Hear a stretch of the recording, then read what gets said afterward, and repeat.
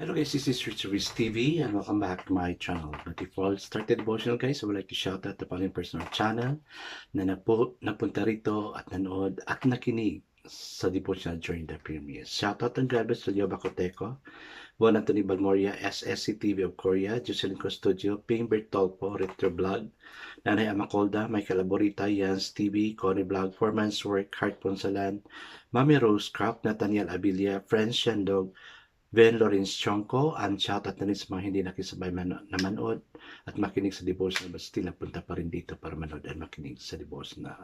Shoutout na rin sa mga bagong students ko na pupunta at sumasali dito. God bless us all.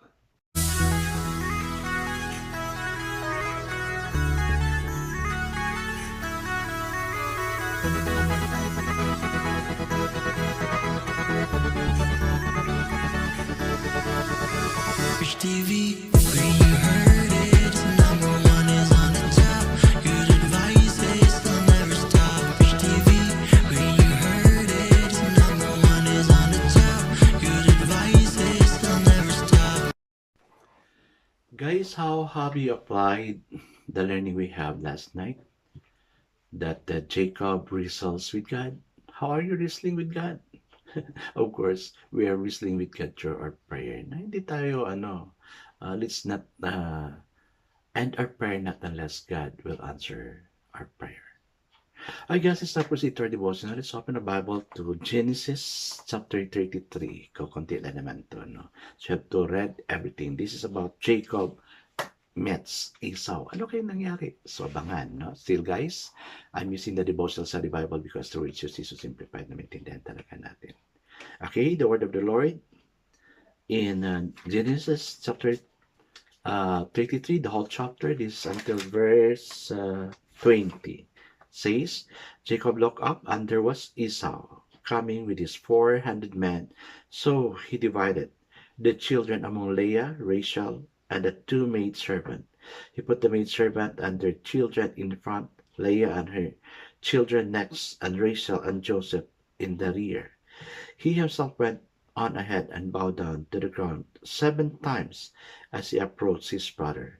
But Esau ran to meet Jacob and embraced him. He threw his arms around the neck and kissed him, and they wept. Then Esau looked up and saw the women and children. Who are these with you? He asked. Jacob answered, They are the children God has graciously given to your servant. When the maidservant and their children approached and bowed down, next Leah and her children came and bowed down. Last of all came Joseph and Rachel, and they too bowed down. Esau asked, What do you mean by all these droves I met? I find favor in your eyes, my lord, he said. But Esau said, I already have plenty, my brother. Keep what you have for yourself. No, please, said Jacob. If I have found favor in your eyes, accept this gift from me. For to see your face is like seeing the face of God. Now that you have received me favorably, please accept the present that was brought to you. For God has been gracious to me, and I have all I need. And because Jacob insisted, Esau accepted it. Then Esau said, Let us be on our way. I'll accompany you. But Jacob said to him, My Lord knows that the children are tender and that I must care for the ewes and cows that are nursing the young. If they are driven hard just one day, all the animals will die. So let my Lord go on ahead of his servant, while I move slowly at the pace of the droves before me and that of the children, until I come to my Lord in Seir. Esau said, Then let me leave some of my men with you. But why do that? Jacob asked. Just let me find favor in the eyes of my Lord. So that day Esau started on his way back to Seir. Jacob, however, went to Succoth, where he built a place for himself and made shelter for his livestock. That is why the place is called Succoth. After Jacob came from Padan Aram, he arrived safely at the city of Shechem in Canaan, camped within sight of the city. For 100 pieces of silver he bought from the son of Hamor, the father of Shechem, the plot of ground where he pitched his tent. There he set up an altar and called it El Elohe Israel. Amen and amen. Okay guys, let's now pray. Napakagandang tanawin, O God, na nakita namin na there is really forgiveness between Esau and Jacob because Jacob sinned against Esau by stealing his birthright and the blessing from his father. Lord, napakaganda na instead of hatred, there is forgiveness, there is reconciliation, there is acceptance. Lord, may it also happen to the families na nasira, O God, because of something. May there would be reconciliation, O God, to build the family back, Lord God. Lord, I pray, even as we move on, may you bless us as we listen to your word, that we'll really learn something about reconciliation and your love for us. Bless each one nandito ngayon and even the family we are representing. Yes, Lord, we commit all sins to you. In Jesus' name we pray. Amen and amen. The focus verse for this evening, guys, is found in Genesis chapter 33, verses 16 and 17. They say, so that day Esau started on his way back to Seir. Jacob, however, went to Succoth, where he built a place for himself and made shelter for his livestock. That is why the place is called Succoth. So the title of our devotion for this evening, guys, is Struggling with God. Jacob saw Esau coming towards him with 400 men.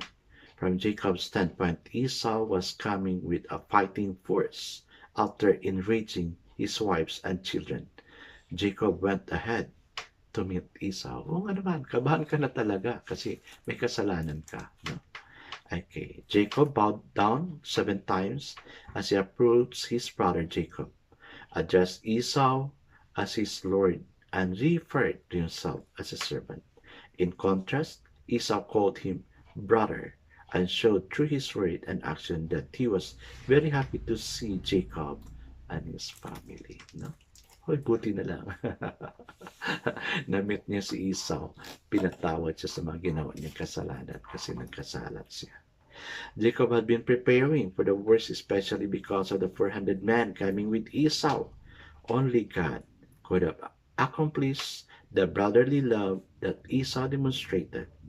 Eventually, Esau accepted Jacob's gift, showing that he did not harbor any ill feelings towards Jacob anymore. Amen. Ang ganda ng story. It seems, though, that Jacob retained a bit of suspicion because he declined Esau's offer to accompany him in his journey.